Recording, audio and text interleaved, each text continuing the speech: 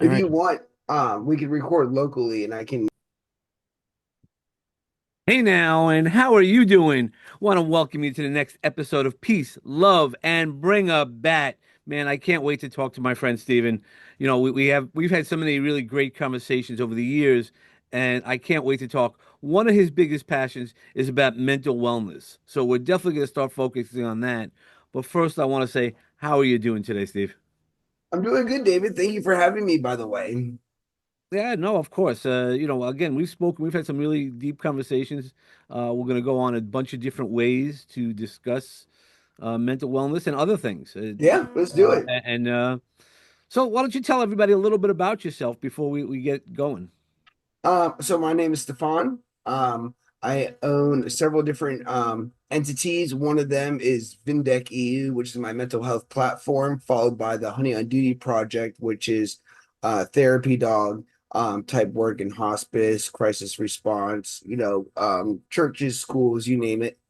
With that being said, I own a video production company.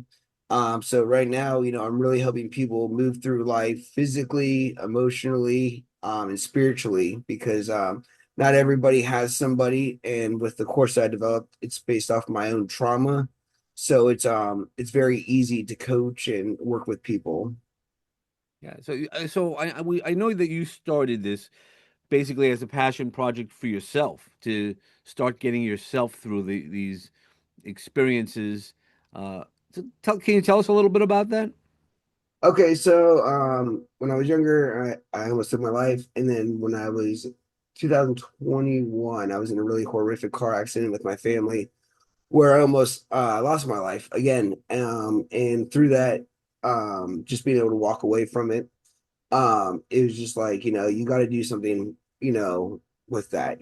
Most people die. You didn't die. Nobody died, and it's one of those things where it's like now it's just like to kind of get over the survivor's guilt and to kind of move past it. It's like, how do you honor that? If you're given a second chance, what do you do with that second chance? You know what I mean? And how can you spread that on to other people? Because it really changes perspectives. Because one of the guys that I watch, his name is Pastor Rick, and he talks about working with the hospice, and that's what me and Honey are starting to do with Honey on the Honey on Duty project. And he said, um, when it's people's time to go, it's all about relationships. What we do here in the physical life, what we strive for, our goals, our wants to have like a nice car or a nice house or all these things. That's great. But in the end, it's mostly about relationships. And the problem is, I think a lot of people don't die satisfied or happy. Hospice nurse Julie says that a peaceful death is one where you die gracefully and you're at peace. And I got to witness that through my grandmother who Mm. passed away, who said she was very satisfied and it didn't matter to her whether she woke up or not. So in the accident, I didn't feel that way. um I felt very angry. Could have been like, you know playing high school football your whole life and you finally make it to college football and you're about to graduate and then you break your neck and you can never play the game of football again. It's like, how could you take me out? You know what I mean? I didn't even get to see what happened. I didn't even get to live my full potential. And I think, that kind of just makes you wonder, like, what is life? Because in business and life, we're obviously going 100 miles an hour 24/7, but at the same time, it's like, what does it all equal in the end? And one of my goals is to build a relationship with death, for my own self, but in a way that I can present that to other people where it's not so drastic. Because, like, in end of life or hospice, death isn't an emergency. Death is a part of life. You know what I mean? And recognizing that, that we aren't designed to live forever. The plan was never to live forever. And how to create time and space effectively. So, God forbid if something happened to you later today, you would be content. And I don't think that everybody can say that.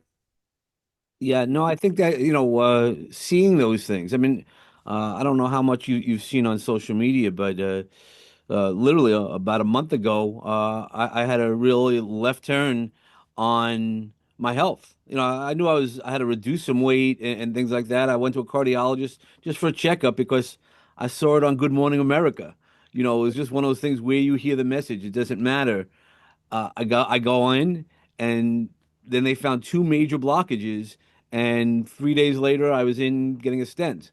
So having that, and that was one of the reasons why I was like, all right, I'm sitting in the hospital, and I'm like, man, I have all these books on my computer that would die, like that I've written, I've spent time, and then I think people would find value of it. Just nice stories. And what am I doing here? And then the funny thing is, while I was sitting in the room before the procedure, they, the nurse is like, "Oh, you shouldn't really be working. You really should be stressing." I go, "No, no, this is all writing a book." And I go, "That was me being myself." But you really do have those moments because for me, that was a moment that I was like, "All right, I've done some really great things. There's a legacy, a digital legacy out there for me. But what really becomes a little bit more powerful is like I still had more stuff to do. I have books that we're launching and things like that. So you have to always think that way. And while I was naive at the beginning, including with my suicide attempt. I mean, that's one of the things that you and I had connected. Yep. That was fine. I was complete at that moment. I wasn't one of those people who, oh, I shouldn't have done that. I now know I shouldn't have done that. And there's always resources to get out of that. But when I was in the act, I was very comfortable. I was very comfortable being like, okay, this is it. When my eyes were closing that day, I was like, all right, man, I'm out and comfortable with that decision at that time. But yeah, we should always live with that idea that every moment could be it because I didn't know that I had two blockages in my heart. I didn't feel sick. I didn't have any pain. I was a little winded, but if you're overweight, man, anybody who's out there who's overweight, Hey, you I know, go up the stairs in my townhouse and I get winded, and I'm technically in shape, but I don't work out. So so I would say what I'd say is go get checked out. Just check. You'd rather know. I Yeah. go to the doctor more than and probably more than most people I know. And it's actually good because recently I got a colonoscopy and they found some precancerous cells. And the doctor even said that it's a good thing that I came in because those could have activated when I was in like 40 years old, and who knows what would have happened. So I believe you. Even Yeah. though it's uncomfortable, even though it's painful. Um, what's 20 more years to your life with the people you love? Well, and that's the thing. There's a lot of things. So colonoscopy is not fun. I had my first colonoscopy this year. Again, I'm much older than you, and it really is just you wait. Luckily, I was fine, but you never know what you were. I was actually that morning. I prepared myself to hear bad news. And the doctor was like, "No, you're fine." And if anybody who's taking a colonoscopy, ask them for the pills. Don't use the drink. Yes. Do the pills. It'll make you go to the bathroom. You will literally poop water, but it is so much better. My wife had to do the drink. I can't do that, guy. I'm sorry. Yeah, everybody warned me about it, and they were like, "Hey, do you want the pills, or do you want to be like a man and drink it?" I was like, give me the pills. Well, Uh, there's a cheat code in my area where you can ask them for the coupon, and they'll give you the coupon, and then you can go to select pharmacies, and you'll pay like 50 or $20 for the pills instead of the retail cost. Nice. Okay, there That's we what go. I did. So Yeah. there's our first nugget for the today, man. Because we all have to do it. It's one of those things that I'm really pushing out there now, because I heard it. I mean, that morning when I heard Good Morning America, Sam Champion talking about, and if you ever seen Sam Champion, he's in great shape, and he's saying he didn't know about, he was just winded also. So you could be in great shape and still have a problem with your heart. We don't know what's in our heart. I didn't know 98%. You could have gone boo behind me and that would have been it. But so just, that was a little segue on health, and we got to take care of ourselves, and we never know when that day is going to happen. I mean, there's a lot of people.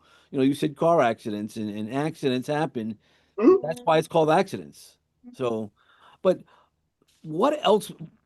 So the passion around the mental wellness, because you not only talk to people about mental wellness, you actually have done a step further. I know that you've interviewed a lot of people who attempted suicide, and for those who don't know, 89% of people who attempt suicide are unsuccessful. That's just statistics. So we do hear about it, and we probably know people who were successful. But that's a small percentage of the amount of people who actually attempt suicide. But how'd you get involved, Stefan, in wanting to understand that and work with those people? Well, I think um, it kind of spoke to me in a way because, see, when I first started doing my podcast, I was mainly talking to people in the cannabis space for my platform, Madman Plant, for Smoke Busters Media, which is my podcast for cannabis news, equity, finance, politics, all the, independent justice, stuff like that. And as I was starting to talk to more and more people, I found more and more suicide survivors. I found more and more um, addicts. I found more and more people with trauma. And as a person that's always been very easy to talk to, and I always have people open up or give me the slogan, I don't know exactly why I'm telling you all this. It was very easy to have those conversations with them. Plus, I have a huge background in working with special needs, working with different types of people. I used to be a karate instructor and did a lot of, karate classes with centers and schools and all that. So really operating and teaching and coaching, I've done throughout my whole life. So once I started finding people, more of my conversations became less about cannabis and more about mental health, which in a way was a good thing. But, in a way, I was also talking to the wrong audience. A lot of people, when you're on a cannabis page, want to learn about cannabis, not necessarily somebody who, went through a traumatic situation. So with that, I would decided that, I should probably separate the two. So I came up with Vindex.EU, which is I heal in Romanian. I'm from Romania. And through that, that became the podcast for all mental health.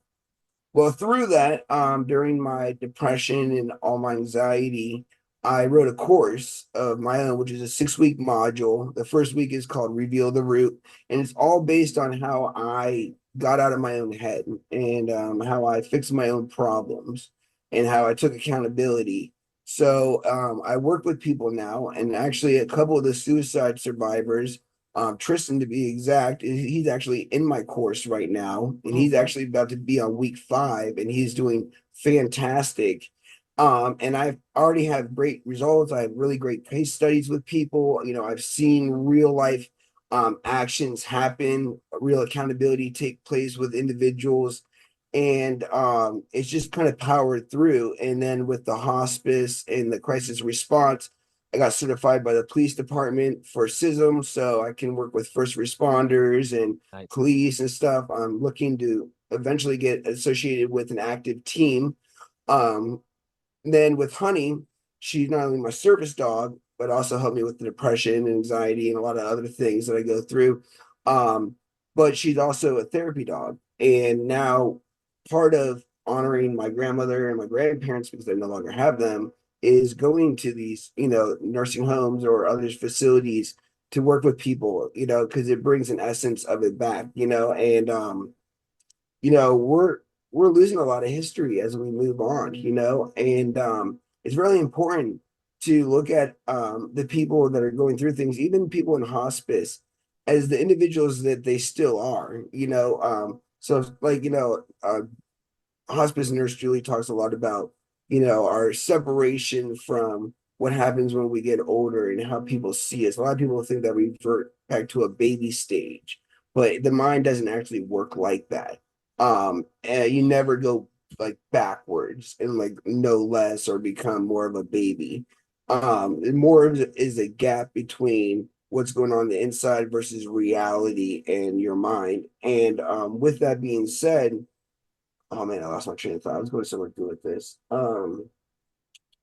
You were talking about the alignment, and the brain doesn't, it continues to work, but the synapses is Oh actually. yeah, and how we view the people, and that's one of the things with the concept of death is a lot of times we pre-classify people um as dying or dead way before their body actually dies. And in the reality, even the people with dementia, they're still, if they were a realtor their whole life, they're still that realtor or that grandparent or that person, and I think a lot of times in situations when it comes to end of life or suicide, we we eliminate a portion of that. So either it doesn't hurt or it doesn't bother us as much because it removes us from the situation. Oh, well, he's dying, or oh, well, this person is just, depressed. It's just like it's a way of release versus re-looking at it and kind of saying, oh, well, we can't solve everyone's problems, but what we can do is we can help correct that. So on Reveal the Root, back to my topic on the first course is identifying, what are the voices in your head? Who are they? Where did they come from? Who first said that to you? Is that even your voice? So like, for example, if you say like, I'm always a failure when I don't succeed, like who said that to you? Was it your mom, your dad, your brother? And then how did we internalize that to make it our moral, our belief? And then how do we rewrite that? So if, I only fail when I don't succeed, you know, how about this? I only fail if I don't try. You know what I mean? Because now we're redeveloping the real pinpoint of the feeling, which is failure. And now we're going to put a consequence on it. So there'd be more fear in not trying than fear in not succeeding. Because if you're trying, you're still succeeding in a way, And a lot of times, the people I talk to, they don't have support systems. They don't have people in their ears. A lot of people, when we get to the affirmation state, they don't even know how to write an affirmation or what one is or how to come up with one. Sometimes it's literally like pulling teeth and just being patient with them and allowing them to pick their own brain and pull the words and put it down on paper. And I think when you can start to do that, you can start to do what you and I have done, which is start to really talk about these conversations because not only have you gone through them, but you've also found a way around them. You know what I mean? And you didn't become a statistic. You didn't become, somebody that got taken over, you fought back. And I think a lot of the times we just don't know how to fight back. It's one thing in a fist fight, we all know how to put up our arms, but when it comes to a mental fight, how do we fight us? Because 80% of what we tell ourselves is what we believe. And the problem with the subconscious mind is it doesn't know the difference between reality and what you tell it. And that's why a lot of times, even bipolar people, the normal person does not take insulin, is not diabetic, but his alternative personality is diabetic and actually does need insulin.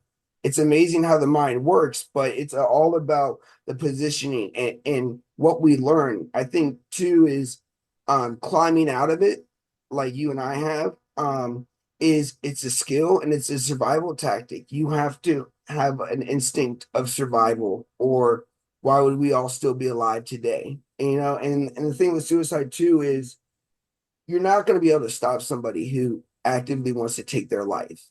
One And I of think that's the biggest thing too is realizing all you can do is just be there for them. You know what I mean? And what happens after that, that's the future in the universe. The core value of Vindex.EU is presence, just being there, not being an expert, not being, a professional, just meeting them where they are and just accepting them so they can feel validated, they can feel heard, they can feel safe.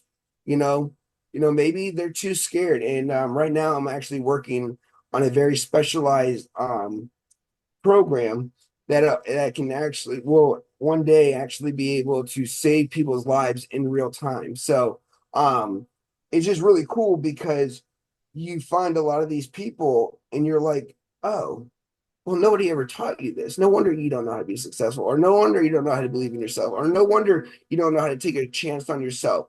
You don't have any role models. You don't have any people in your life that have done that. You have people that would tell you you're going to fail. This isn't going to work. I tried that. And the reality is we don't know. And I think when you go with the comfortability of it's okay to live a little bit in limbo. It's okay to not know. I think you become a little bit more comfortable with yourself because you don't feel so like unbalanced. Well, yeah, for sure. And I think some of it has you have to start with you. So, like you said, if you're determined to, hurt yourself or do anything that's not supportive of a healthy lifestyle, then you're not. Again, I'll use me as an example. I've been eating, cheeseburgers and McDonald's and all that junk for years. Like I know, I heard the warnings, right? All the people who smoke, you know, oh, it's going to get you lung cancer. They took risks, and but at some point, it does become a you decision, and that was where. So I'd love to hear about how you made that decision for you. That no more. Um, well, I think you get to a point in your life where you're just sick and tired, and it's a decision of it'll be this way forever, or I can change. And if I'm going to change, do I do it now or is it one day? And the problem with one day is it usually never comes. There's even a song that talks about one day never comes. Yeah. And with that being said, I think you just get to a point where you're like, am I going to sink or swim? Am I going to wind up 70 years old in a state home with no money, no family? Or am I going to build my legacy out so I can be like my grandparents and, be at my house, the place that I love, the place that I built, around me. Sure. So I think a lot of the things too is legacy. Do I live a legacy or do I just keep apologizing to everybody that I know that I'm a failure and I can't try and I'm just the way I am, and that's just me, and I just that's it's Yeah, like this. it's a It's just like downward this. spiral thinking, and that's what I always go. Is it a downward spiral thinking? Poor me, playing a victim, or I just can't do it. It's not a victim, I just can't do it, and not trying to find the way. I mean, again, for me, after my suicide, I knew a lot of the resources. I just didn't use them, or I didn't make them available to myself. I made them available to other people, but for me, somebody kind of told me what they thought of me, which is okay. They can have everybody has an opinion, but once I knew that that opinion was wrong, and I wanted to prove them differently, I made that determination. It didn't feel right at the beginning. It didn't feel. There's still days today. It doesn't feel right. I still get days where you just don't feel right. Not in a way that you're going to hurt yourself, but in a way that you're like, man, today sucks. I'm by myself. I'm XYZ. This happened to me, and then you just have to move through that energy. You know. So how are some things that how are some ways that you move through that energy or you assist people besides the course to move through the energy? You know I mean, that whether it's the course or not, I'm talking to people all the time. When we do our vending for the Honey on Duty project at the farmers market, I have parents coming on up to me telling me about their kids and some of the mental health stuff. It's just I feel like it's a gravitational pull with me. People just they see that they feel safe and they feel open, they want to have that conversation. I think a lot of it too is you got to be the role model that you want to be. I wake up at 4:30 each morning, ready to go, excited. Now am I tired? Yeah. Do I take 10-minute naps periodically if I'm falling asleep? Absolutely. But it's consistency, and that's really what it comes about. It's like if you want something, you have to be consistent. And with the growing cannabis and the mental health, I have a quote, which is my slogan, which is, how can you grow a great garden if you can't grow a great human? It's actually on the wall in my basement. And it's the concept of in autoflowers, let's talk about cannabis. 60 to 90 days from seed to harvest. You cut the plant down and go and dry and hang it, right? It's 60 to 90 days. But let's say you're working on yourself. Let's say something like difficult, like losing weight or going for a run every day or staying consistent and really reading a chapter of that book that you really want to get through, whatever it is, right? Well, the only way you decide that you're going to do that is, well, I'm going to do it. And in the hours where it feels like there's just nothing and it just feels dead, and sometimes, life just is very quiet, you got to understand that every minute we have is like the building grounds, right? We're like Tupac has this a lyric in the song that says, I never realized the amount of time the bitch ass, I won't say the word, wasted. And it's true. And it's how much time of our life are we wasting in general because we don't feel good? There's times where I don't feel good and I'm like, oh, okay, well, we're not going to accept that anymore. We're going to do something right now. So whether it's an email, whether it's a phone call, whether it's changing my environment and going for a walk, what can I do to break these behavior patterns and work with myself? It's almost like CBT, which is cognitive behavior therapy, which is how can I interrupt myself from these feelings and then get myself on track? I know every day I'm not going to feel like a rock star. I know some days I'm just going to have my down days. And no matter what I say or do, I'm just going to feel down. But Yep. I think a lot of times we also need to understand that that's a part of life. And if you don't give yourself those mental health days, if you don't allow yourself to go through those emotions, if you tell yourself to just shut up and move on, just like with your health and eating, it'll come and haunt you. And you have to be aware that your mental health is almost as important as your physical health. What you feed yourself, what type of content, what type of conversations. And then, you start to realize, who are my friends? Who's actually making money and living life and achieving their dreams? And it's not all about money, but who's actively out there pursuing and living their dream, Who's living right? their full life, right? Who's living really fully.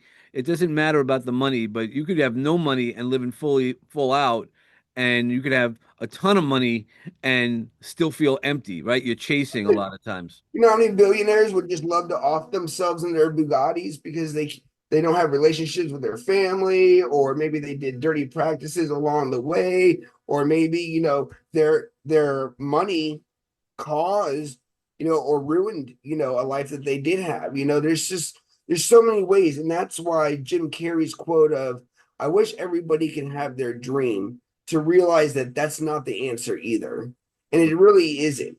I'm thinking that I'm really focusing on, and I think would be like the ultimate takeaway from the question you asked originally, would be gratitude.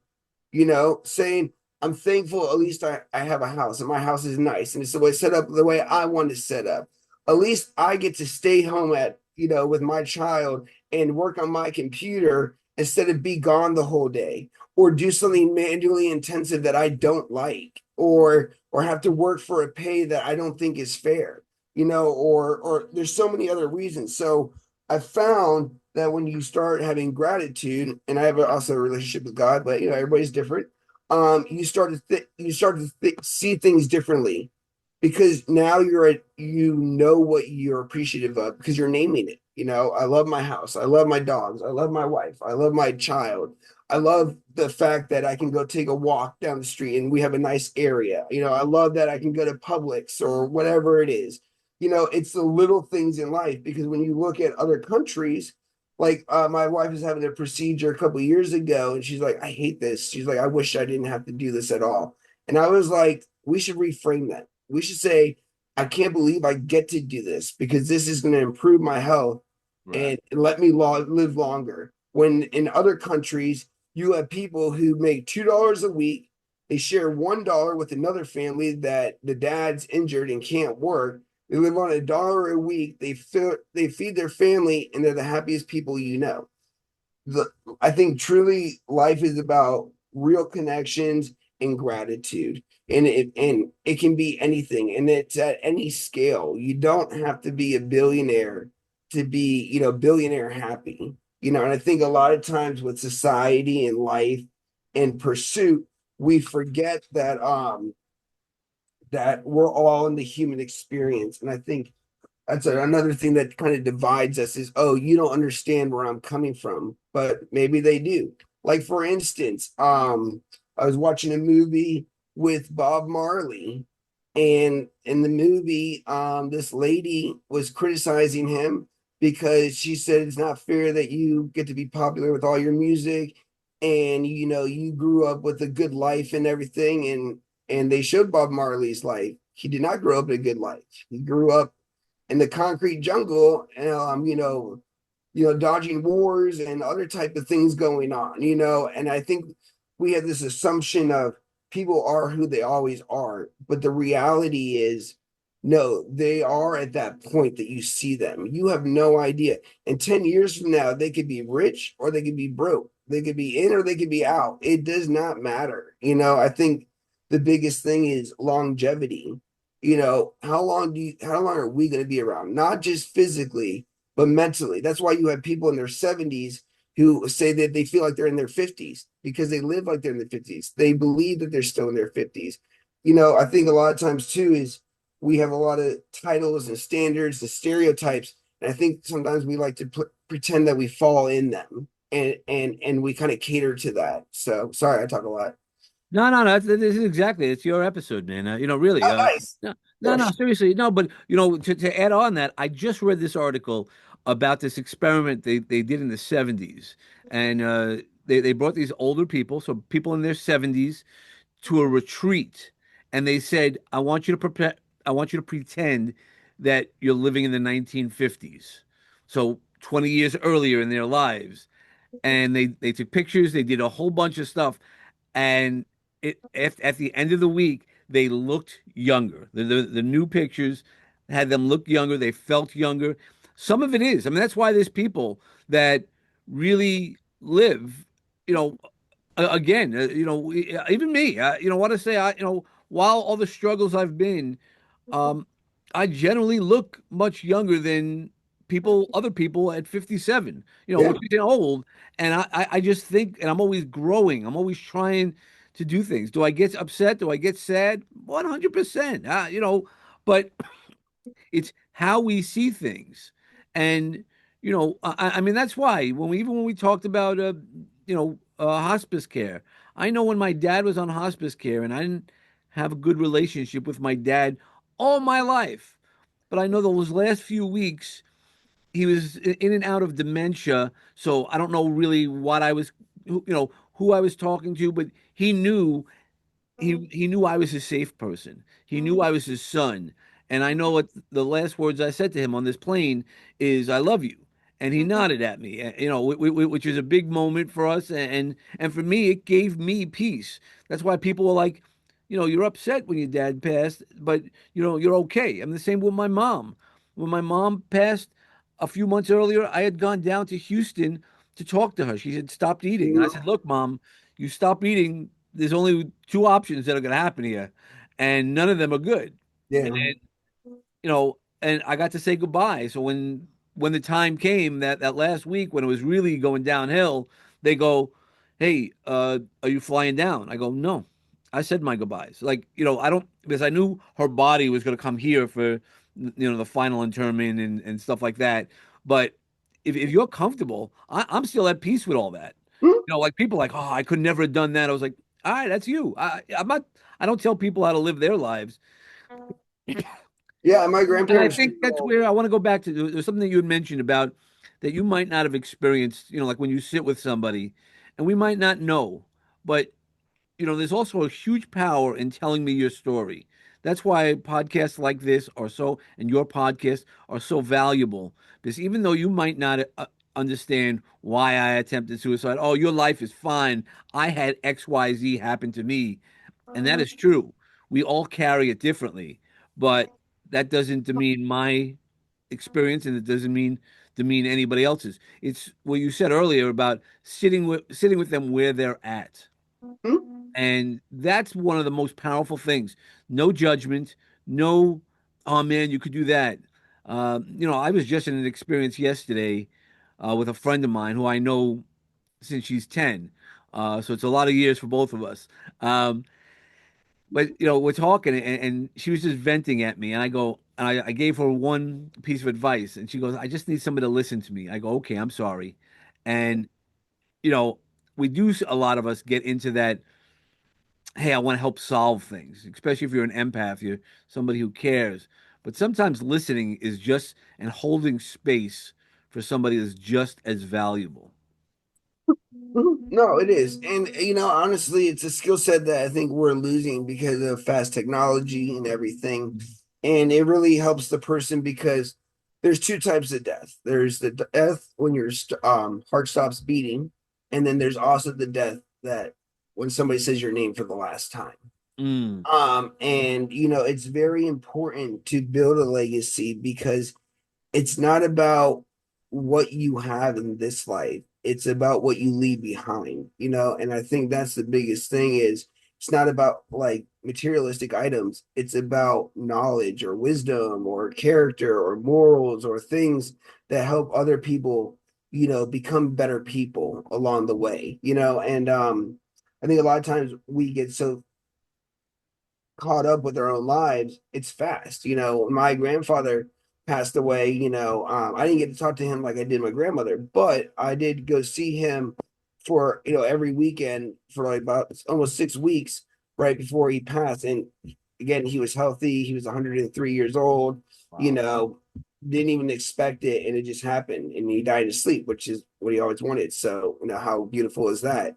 But even with that, all my family was crying. I did my crying and my emotions earlier when I went to see him stay with my grandmother. So when it came time to the funeral, I felt great that day, just like you did. I wasn't upset. And kind of like you with the dementia story, he was in and out of dementia. And one of the last times I saw him, I think it was the last time I saw him, he had kind of broken through and he started calling me all the old names that he used to call me as a little kid. And he told me he loved me, and I was able to tell him I loved him. And then he kind of went back into his dementia. So I know, like you, I know I got to say goodbye. And I think that's the most valuable thing that if people take away from the podcast is talk therapy. You don't have to be a professional, you don't have to be clinically knowledge. You just have to be present and you just have to communicate because a lot of times things happen and you don't get to say goodbye, and then we run the risk, did that person know that I love them? Did they know I wasn't really mad at them? It was this, or whatever. And I think the biggest thing, they say the graveyard is the richest place in the world because that's where everything goes to die.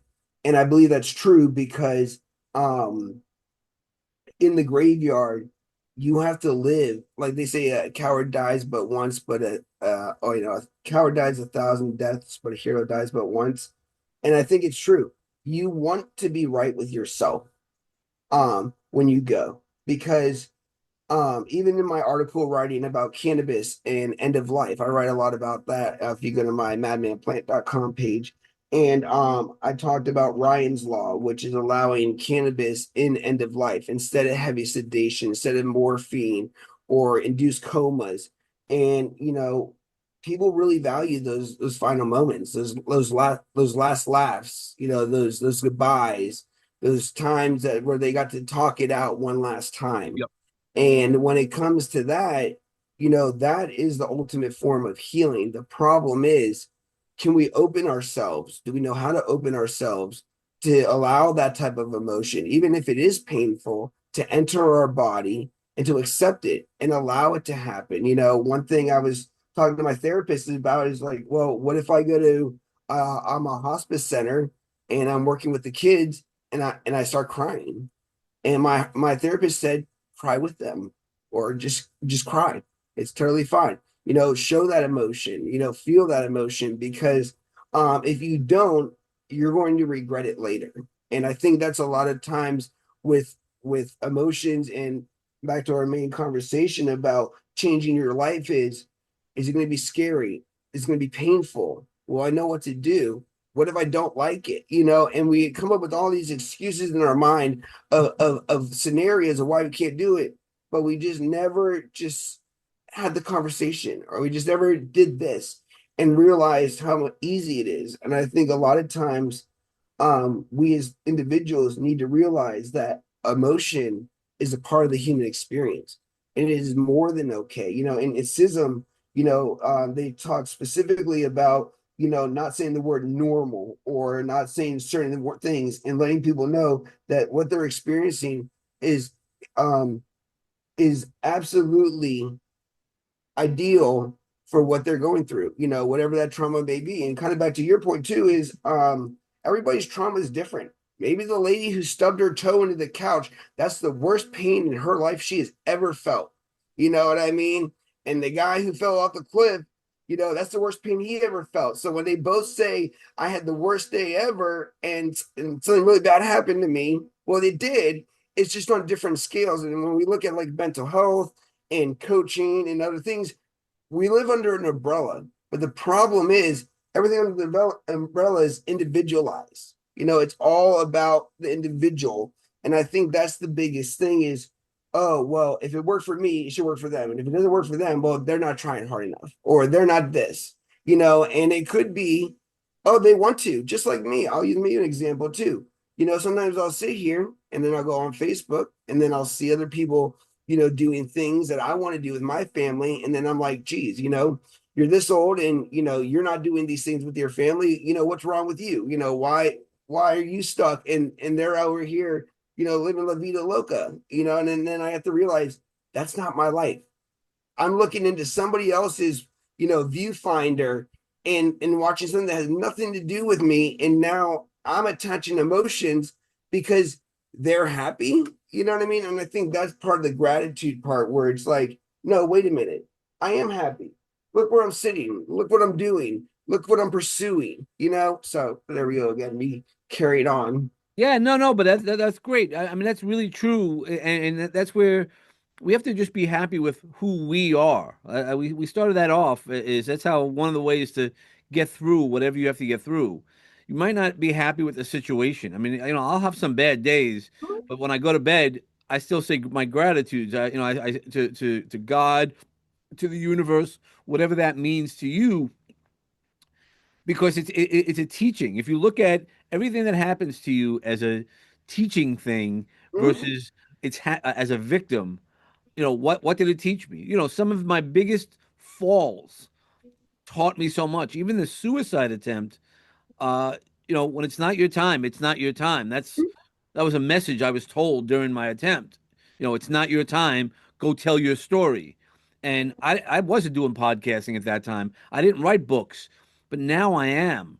So what was my story? I don't know. They didn't tell me what the specific story was. I got to write it. And the ironic part is when I did attempt my suicide, it was at the end of September. It was right before the Jewish holidays. I come from Jewish faith, and right before those high holidays, God's supposed to write your name in the book of life for the next year. That's how it goes. That's the story how it goes. And I was like, no, I'm taking the pen out of God's hand. And needless to say, I'm still here, and God's helping me write some great stuff. And through Him, Les Brown uses it, and I use this all the time. Sometimes God acts anonymously through people. And you show up, it might not be you. It might be God using you as a tool, a tool to move somebody else forward or at least see somebody. That's why this podcast and podcasts like yours are so valuable because of the fact that hopefully one person, if one person moves the dial a little bit, that becomes so much more powerful. And there's always the old saying of if you save one person, you save the world. Mhm. Yeah. And it's not even about um trying to go out there and actively pursue people. It's just about um being genuine and I think authentic. And I think when you can do that with people on a daily day basis and you are who you are, I think that is the ultimate flex because not everybody can do that. Not everybody can go be who they want to be because there's judgment. There's, well, what if people think I'm weird? Like when I dyed my hair pink, I didn't know what people were going to think. I thought people were going to make a big deal about it. I've gotten more compliments on my hair than I've ever gotten before. And my dad looks at me at Starbucks and he said, how did you fall so far off the radar. And I'm like, oh, because I didn't go to college, because I have tattoos, because I have holes in my ears, because I have pink hair, and it's just like, but that's your definition Right. of being perfect and being good and being professional. This is my definition of being professional. Like, I smoke cannabis all the time. You know what I mean? It's just part of what I do. I don't, is it define me? Absolutely not. But what it does do is it says Stefan's going to be Stefan. And Stefan is going to be proud of being Stefan, because if Stefan's not proud of being Stefan, who's going to be proud of Stefan? And if no one's proud of Stefan, then we have a problem. You have to be the one to keep the lights on. You have to be the one that to grow that confidence and grow that strength, and to say, I matter. I have value. I have style. I have my own independent way that I walk through life. And that's very intimidating to people, because what if somebody says they don't like it? What if somebody makes fun of you? What if Right. your best friend tells you it's stupid? And that's why, with one of the programs that I'm working on, is for that scenario. Let's say, hey, I have a serious situation, but I know I'm gonna go talk to my friend, and she's just gonna give me shit.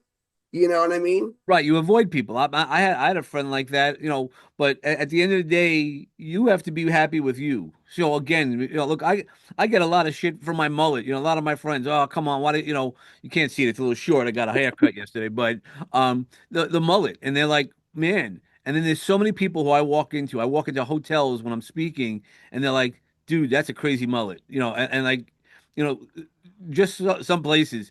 And you don't know. Everybody likes something different, right? Somebody probably admires you. I know I admire you for the pink hair, and people are like, "Hey, are you ever gonna go for the teal hair?" I go, "I don't know. I never really thought about it, but maybe." I go, so I have the teal suits. I usually wear green or tealish colors. But it's what makes you happy. That's why I go. Does my mullet offends you so much that you can't get over it? I mean, mullet is actually starting to come back a little bit. So I actually might be with the cool kids for a little There you while. go. But that's all right. I'm it's one of the first times in my life that I'm really happy with myself. So that's why I'm able to push out these books, and people read it, and I've had people, oh, the editing wasn't that great. I go, was the story good? Oh yeah, yeah, yeah. But there's a couple little things here. Yeah, But you're those always aren't. going to say something, but where is yours? That's what I would say is always, okay, great, then do better. Like, I don't say I'm the best. I'm not the best, but I am somebody who shows up, and that's one of those things that people, no matter who you are, what I do is I show up. You don't like how I show up? That's okay, but that's on you. I'm not trying to hurt anybody.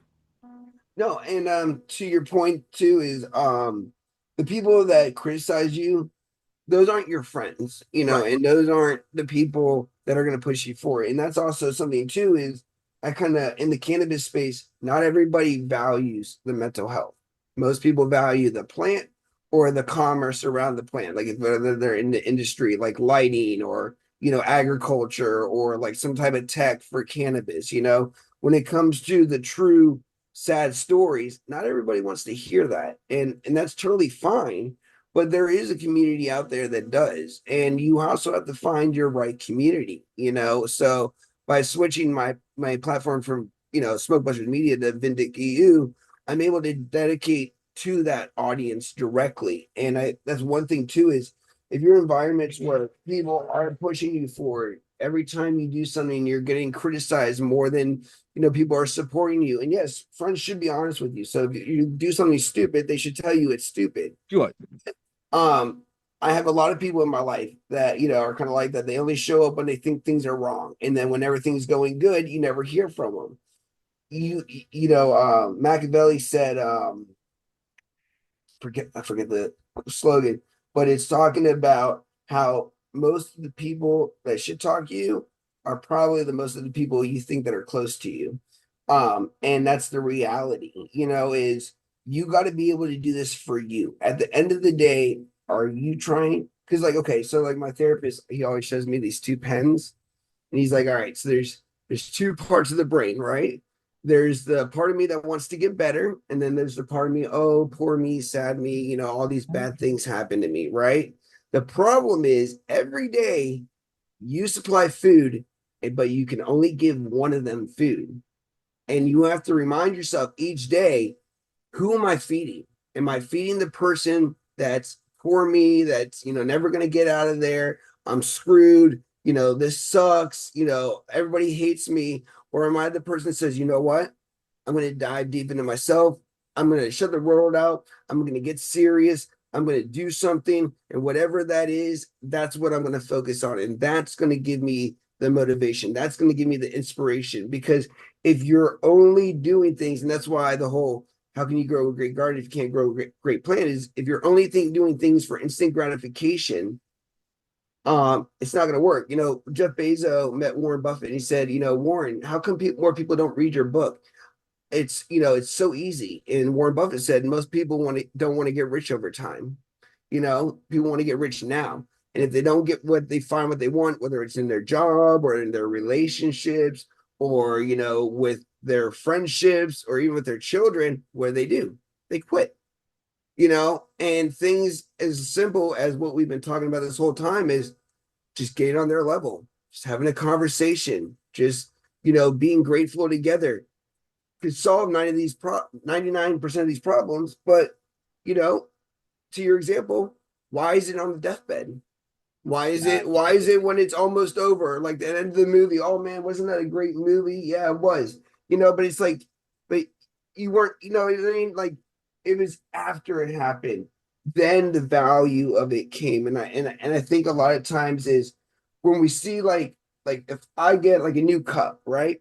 I'm going to be excited about this new cup. And when I put my new cup down, I'm going to feel good about it. When I drink out of it, I'm going to know that it's a new cup and I love this cup, right? It makes me feel good that I got this cup, right? But how come when we work on ourselves and say, hey, you know what? Let me work on my confidence. Let me work on my vulnerability and being vulnerable. Let me work on feeling. Let me work on presence. Oh, I'll get to that. I'll get to that. I want something that's physical that I can hold now, that's real. See this cup. And what it does is you now think that materialistic objects, materialistic things, something external has to drive the happiness. You can't just smile because you feel good inside. You need to smile because you have the new cup in your hand, and the new cup is making you look pretty cool today because it matches your outfit. And I think a lot of times when we look at situations, relationships, other things, we want a direct feeling. And if the feeling's not there, instead of identifying where it went or where it is, we just quit on things. And Right. it's like, oh, no, no, I don't love it anymore. I have to go. That's why so many people get divorced nowadays. It's just like if people really valued their relationship and remembered who they fell in love with, sometimes, like I get frustrated and I'm like, I look at other people and I'm like, man, they're so far advanced than I am, right? And then I have to realize too is like, hey, you know, um, they wanted different things. They had different priorities. They had different dreams than I did, right? That's their reality playing out for them.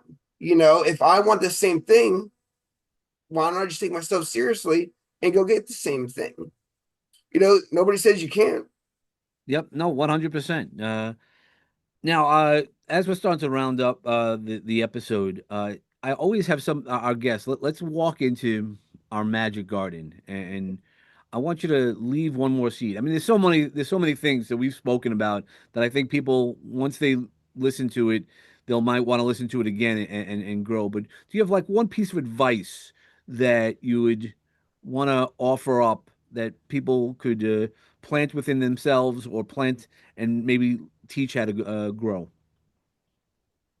I think the biggest advice is instead of questioning if you can do things, look at how many businesses and companies um, didn't have anything in the beginning and became giant monsters that you see today, like Microsoft or Apple or Dr. Pepper. When Dr. Pepper quitted his job as a pharmacist, he sold his drinks for 5 cents a bottle, right? And everybody laughed at him and said he would never survive after 5 cents a bottle. Now look at Dr. Pepper, Colonel Sanders, 115 business loans denied until 115. There'd be no KFC. The thing is, you don't have to be an expert. You don't even have to really be the expert in the field that you're trying to be the expert in. You have to have consistency. And most of all, you have to have passion. If you love what you do and you really feel it and can and articulate it and make other people feel it, that's why some of the greatest artists in music, they can be in front of 30,000 people, but the audience members each feel like they're singing directly to them. It's about feeling and how we make people feel. It's not the service, it's the quality of the feeling of the service. Like when somebody comes and does something for you, if they don't give a shit and they're kind of passive and yeah, hey, they're getting the job done, how good do you feel about what's happening right now? But if you find somebody that's just over the top and just wants to provide the best experience, not only do you feel better, but now you're more trusting in other situations because you gave somebody trust and they delivered a great experience. And I think a lot of times we get burnt out from bad things that have happened, and then we just look at them as, well, everybody's the same. And I think we have to remember that, yeah, a lot of people are the same, but also a lot of people are different. And we need to be more open to opportunity and the ability to say yes versus no. Because like I said, I'm not on my deathbed or anything, but when it comes to my time, like my grandfather, I want to be able to have the exact same conversations, and be content. And that is a hold on, out. And that is a hard thing to do. So yeah, that'd be my thing is don't have any regrets. And if there's any conversations out there, have them. It doesn't have to be on the last day of life. 100%. And so how can everybody find you? Because you offer so much value. I'd love to everybody to reach out to Stefan and find out all the things. Talk to him about his projects. Talk to him about cannabis. There's so many layers of who you are. I'd love everybody to reach out to you. Three websites that'll take you to everything else. First one, my video production company, Good Luck Steph, STEF.com. Second one, Honey on Duty. It's all together.com. That is Honey's nonprofit for the Honey on Duty project. Then we have Vindex.EU, which is VINDECEU.com. All the information is there. Anything you want to know is there. It has links to all the social media. So really, it's just the websites you can follow along. And then, watch some of the shows. Definitely follow David. David, you do a great job, and I love your podcast, and I love what you're doing for the community as well. You bring a lot of value, Thank you. and sincerity to your project as well. And I really appreciate that because you can tell people who just do it because they think that's what they should do, and then you find people who are like, no, I am definitely invested, and this is how I feel, and I definitely feel that from you. So, great job, by the way. Thank you. Thank you. All right, and thank you so much, Stefan, for showing up. As always, we'll definitely have you back. Love to hear, and I see Honey in the back starting to wake up a little bit. Always. Yeah, yep, nope, licking his pores. But everybody else, as always, we end the episodes on. I want to wish you peace and love because that's so important in our lives. Be, you know, receive what you have for today, but also when you're bringing a bat, remember it's being authentic today. Just be who you are. That was part of Stefan's message. Be who you are. Don't worry what anybody else says. And I love you all. Thanks so much.